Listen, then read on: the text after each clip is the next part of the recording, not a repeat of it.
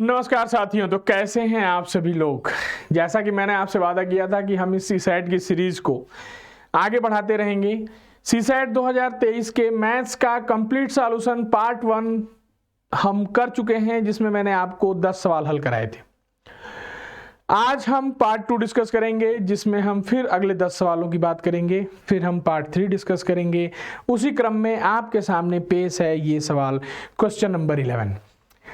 Question number 11 क्या कह रहा है, देखिए। x, y और z के किसी भी मानों के लिए, for any value of x, y and z, x, y, z x, y, z, 6 अंकों की संख्या निम्न में से किससे डिविजिबल होगी। दोस्तों, डिविजिबिलिटी वाले चैप्टर में मैंने आपको पढ़ाया नंबर सिस्टम में, वहां ध्यान से जाके देखिए उस वीडियो को। मैंने आपको बताया क्या, मैंने आपको बताया कि कोई भी संख्या हो, अगर वो 6 बार रिपीट हो रही, देखिए 6 बार रिपीट हो रही, चाहे वो कोई भी संख्या हो, 2 3 सॉरी कोई भी संख्या ले लें, जैसे 2 2 2 2 2 2, अगर ऐसी संख्याएं हैं तो वो हमेशा ही 1 7 11 13 37 और 1001 से कंप्लीटली डिविजिबल होती हैं। इन नंबरों को कहीं नोट डाउन कर लीजिएगा। 1001 को कभी कभी ऑप्शन में ऐसे भी लिखा रहता है कि ये 4 अंकों की सबसे छोटी प्राइम नंबर है। क्यों?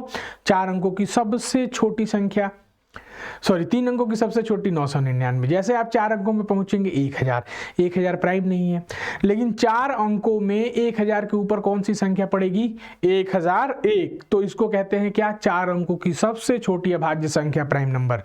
मैक्सिमम ऑप्शन में यही रहता है। तो मैंने आपको क्या बताया कि ये संख्याएं हमेशा 7 11 13 से डिविजिबल होंगी। तो हमारा ऑप्शन कौन सा सही होगा? डी सही होगा। आपको कोई भी दिक्कत हो, कोई परेशानी हो, कोई समस्या हो, आप मुझसे कमेंट में बता सकते हैं कि ऐसा क्यों हुआ। कह रहा है 125 सर्वसम घन है, क्यूब है। अब इनको काट दिया गया है। कह रहा है कितने घन हर पार्श्व से अन्य घनों द्वारा घिरे हुए हैं। जैसे देखिए दीवार बनाते हैं, एक ईंट लगी है, उसके ठीक बगल में एक ईंट लगी है, फिर उसके बगल में एक ईंट लगी है, ऐसे बात की जा रही है, ठीक है, क्यूबिकल फॉर्म में। अब चूंकि ये 125 है, अब मान लीजिए 125, मैं ये देख लूं कि कितने घनों से ये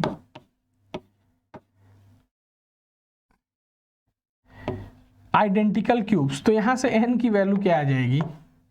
ये 5 का क्यूब है, यहां n की वैल्यू क्या आ जाएगी? 5 आ जाएगी। मतलब नंबर ऑफ साइड्स कितनी आ गई? 5 आ गई। अब कह रहा है घिरे हुए हैं, तो 2 साइडों से घिरे होंगे, तो n-2 का होल क्यूब होता है। 3 का क्यूब कितना हो जाएगा मेरे भाई? सॉरी,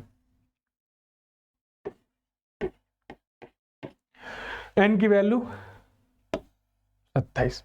क्लियर है? देखिए 125 थे, उनसे एक बनाया गया है, तो मैं उसकी साइड्स की अगर बात करूं तो इनका और इनका क्या होगा? वॉल्यूम सेम होगा। हमने आगे किया तो n की वैल्यू क्या आ गई? 5। अब चूंकि एक ही साइड से घिरे हुए हैं, ये कह रहा है देखिए अन्य घनों के द्वारा घिरे हुए हैं, कोई भी साइड इनकी क्या है? खुली हुई नहीं है। फार्मूला क्या है? n-2 का होल क्यूब, जहां n क्या डिनोट करता है? Number of sides. 5 में से 2 घटाइए 3, 3 का क्यूब क्या होता है? 27। कह रहा है 11 22 33 44 के अंकों को पुनर्व्यवस्थित करके 8 अंकों की संख्या बनाई जानी है। ऐसी संख्याएं हैं जिसमें लिखा गया है कि विषम अंक विषम स्थानों पर हो और सम अंक सम स्थानों पर हो। समझ पा रहे हैं? जैसे मैं आपको बताऊं, अगर मैं लिखना चाहूं, देखिए विषम अंक, विषम का मतलब होता है ऑड, ये विषम स्थान पे है, फिर इवन, फिर ओ, फिर इवन। कितनी है? 2 2 4 2 6 2 8 है। 2 2 4 2 6 और 2 8। OE OE OE और OE। देखिए 2 2 4 2 6 2 8 है।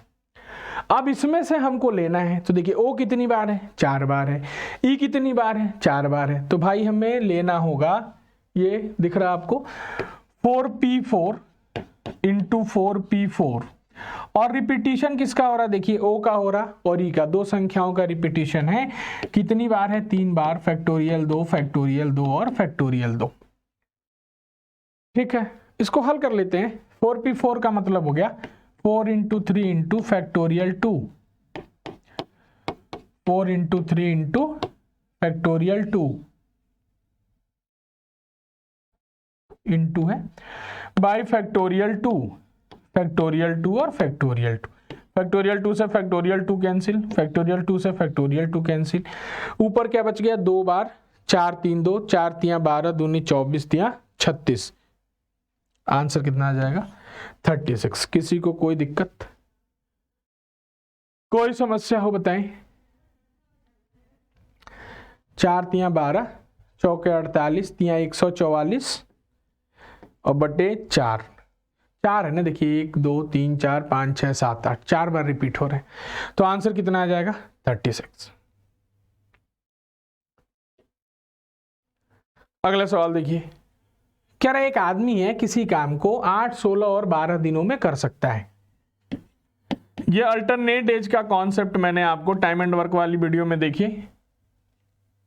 देखिए पहले इनका हम एलसीएम लेते हैं, 8 16 12 का लॉसर लेते हैं। लॉसर लेना मैंने आपको नंबर सिस्टम में सिखाया। 48 6 3 और 4। ए शुरू में काम कर रहा, फिर बी और सी। तो अगर आप ध्यान से देखें 3 दिनों की साइकिल बन रही और 3 दिनों में काम हो गया 13। अब मैं 13 से इसमें डायरेक्टली डिवाइड करूं तो पूरा नहीं जाते हैं, 3 बार जाएंगे। यहां भी 3 हो गया, 9 दिनों में काम हो गया 39। 10वें दिन ए आएगा, 6 काम कर देगा, देखिए एक दिन में। 11वें दिन बी आएगा, 1 काम कर देगा, तो 48 काम हो गए। 39 6 45 3 48 काम हो गए। कितने दिन समय लग गया 9 1 10 1 11। तो अगर आपसे ये पूछता है कि काम कुल कितने दिनों में खत्म हुआ, तो आंसर होता है 11 दिन। अब ऑप्शन देख लेते हैं। कह रहा है काम 10 दिनों में पूरा हो गया, तो बिल्कुल गलत है। कह रहा है सोमवार को शुरू हुआ था, तो 11 जोड़े तो बृहस्पतिवार को पूरा होगा, मतलब पहला ऑप्शन सही है। देख लीजिए कौन सा सही है, केवल एक सही है। समझ पा रहे हैं आप मेरी बातों को? टाइम एंड वर्क की वीडियो देखिए, वहां फुल कॉन्सेप्ट के साथ, कॉन्सेप्ट ऑफ अल्टरनेट डेज। कह रहा 7 9 10 बराबर 8 है, 9 10 11 सॉरी 9 8 9 9 11 30 5 है। तो ये बेसिकली ऐसे आप रीजनिंग में भी इसको पढ़ेंगे, लेकिन यहां क्या कॉन्सेप्ट है देखिए। 7 9 16 10 26, 26 को जोड़ दूं तो 8 बना, नंबर सम ऑफ डिजिट्स। 11 9 20 30 50, 50 को जोड़ दूं तो 5 बना, यही है। 11 17 28 21 29, 29 को जोड़ दूं सॉरी 39, 11 17 28 और 21 49 को जोड़ दूं 9 4 13, 13 ही है। तो ये पूछा है 23 4 27 27 15 42, 42 का मतलब क्या हो जाएगा 4 + 2, आंसर क्या हो जाएगा 6। पहला ऑप्शन सही था। सबको क्लियर है? मान लीजिए x कोई धन पूर्णांक है, इस प्रकार है कि 7x + 96 विभाज्य है x से, तो हम x से डिवाइड कर लेते हैं। देखिए अगर इसमें हम x से डिवाइड करें तो ये तो कट गया, मतलब ये तो कट ही जाएगा। अब मुझे 96 के फैक्टर चाहिए थे, क्योंकि 96/x। फैक्टर कैसे निकालते हैं मैंने नंबर सिस्टम में सिखाया आपको। पहले देखिए ये कैसे बनेगा 96, 2 दूनी 4 दूनी 16 दूनी 32 तिया 96, 2 दूनी 4 दूनी 8 दूनी 16 दूनी 32 तिया 96, 2 to the power 5 into 3 to the power 1। जब भी फैक्टर निकालते हैं बेस से कोई मतलब नहीं है, पावर में 1 1 जोड़ देते हैं। ये पावर में 1 जोड़ देंगे आप, 5 में 1 तो 6 हो गया, ये 1 में 1 जोड़ दिया आपने 2 हो गया, तो आंसर क्या आएगा भाई 12। क्लियर है? PQR और ये ऐसे एक भिन्न वाली धनात्मक संख्याएं हैं, तो मैक्सिमम वैल्यू क्या हो सकती है? तो मैक्सिमम वैल्यू अभी आपसे बताया, मैक्सिमम वैल्यू आप क्या रख सकते हैं भाई? चलिए P + Q है, बड़ी से बड़ी वैल्यू रख लेते हैं। R + S है, ये 8 नहीं है। देखिए रख लेता हूँ 6 7 8 9 और गया, इससे बड़ी वैल्यू क्या रखेंगे आप? 6 7 13, 8 9 17, 17 × 13 कितना होता है भाई? 17 × 10 170, 17 × 3 51, 221। कौन सा ऑप्शन सही है? ऑप्शन डी सही है। 9 को 99 बार लिखकर कोई संख्या n बनाई गई है। यदि n को 13 से विभाजित किया जाए, आपको अभी समझाया था, आप इसको 99 बार लिख लीजिए, इससे कोई मतलब नहीं है। 13 से डिवाइड कर रहे हैं। मैंने आपको बताया था कि ये 6 अंकों की संख्या पूरा कंप्लीटली डिविजिबल होती है। देखिए पहले 6 डिवाइड होगी, फिर 6 डिवाइड होगी, फिर 6 डिवाइड होगी। तो अगर ये 99 बार है तो 99 बार है, 99 में 6 से डिवाइड करें तो 16 6 96, मतलब 96 तक तो कट हो गया, कैंसिल हो गया। कितनी संख्याएं बच गई? 3 बच गई हैं। कौन कौन सी बची होंगी? 999। अब इसमें 13 से भाग देके देख लेते हैं। 13 7 91, कितना बच गया? 8 और 9, 13 6 78, तो रिमाइंडर कितना बचा होगा? 11। कौन सा ऑप्शन सही है? Option A. कह रहा 9 अंकों की किसी संख्या का प्रत्येक अंक 1 है, इस संख्या को इसी संख्या से गुणा किया जाए, परिणामी संख्या के अंकों का योगफल क्या होगा? अब सोचिए, देखिए 1 का स्क्वायर 1 होता है, 11 का स्क्वायर 121। सोचिए 2 अंकों 11 का स्क्वायर का मतलब क्या है? 11 गुणे 11। यहाँ 1 गुणे 1 111 हो, तो देखिए ये होता है 1 2 3 2 1। ये कॉन्सेप्ट समझिएगा। देखिए 11 का स्क्वायर 2 अंकों की संख्या है, 1 से 2 पे गए फिर लौट आते हैं, 3 बार है 3 तक जाते हैं फिर लौट आते हैं। ऐसे अगर ये 9 बार हो जाए, देखिए ये 3 4 5 6 7 8 9, और इसका भी स्क्वायर पूछा जाए तो ये हो जाएगा 1 2 3 4 5 6 7 8 9, और फिर लौट आएंगे 8 7 6 5 4 3 2 1। कहा इसका सम बताइए, तो सम बता दें, जोड़ दें। 2 1 3 3 6 4 10 5 15 7, 15 6 21 7 28 8 36 9 45 8 53 7 60 6 66 5 71 4 75 3 78 2 80 1 81। देखिए ऑप्शन सी सही है।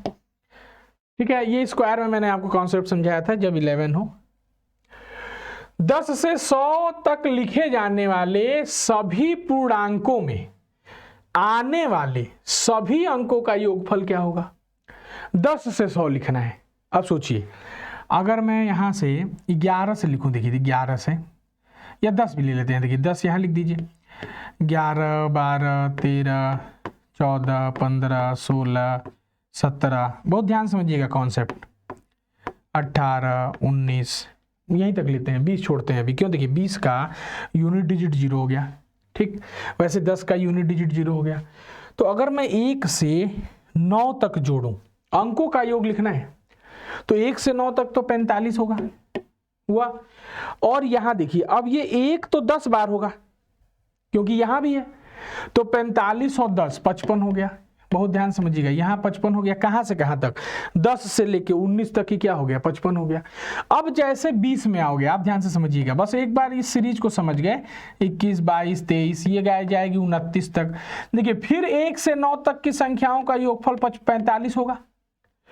अब यहां 2 है, कितनी बार? 10 बार, मतलब अब इसमें 10 ना ऐड होकर के क्या जुड़ेगा? 20 जुड़ेगा। तो 45 में 20 जोड़ेंगे तो 65 हो गया। तो ये सीरीज बनती चली जाएगी, 55 65 75 85, कहां तक जाएगी? 100 तक, तो 135 तक जाएगी। जब आप सबको जोड़ेंगे तो आपको क्या मिलेगा? 856। क्यों? 100 तक है तो 100 में यूनिट डिजिट 0 0 है, उसमें 1 भी तो उसका जोड़ना पड़ेगा, क्योंकि देखिए हम तो 9 तक ही काउंट कर रहे हैं ना। तो जैसे 99 तक काउंट हो गया, आप सोचेंगे सर ये तो 5 के मल्टीपल में आना चाहिए था, ये क्यों बढ़ गया? क्योंकि यहाँ वाली संख्या है। ठीक है, तो दोस्तों आज के लिए इतना ही। पढ़ते रहिए, किसी भी तरीके की समस्या हो कमेंट करके बताते रहिए, साथ दीजिए मेरा CSAT पार। बहुत बहुत धन्यवाद।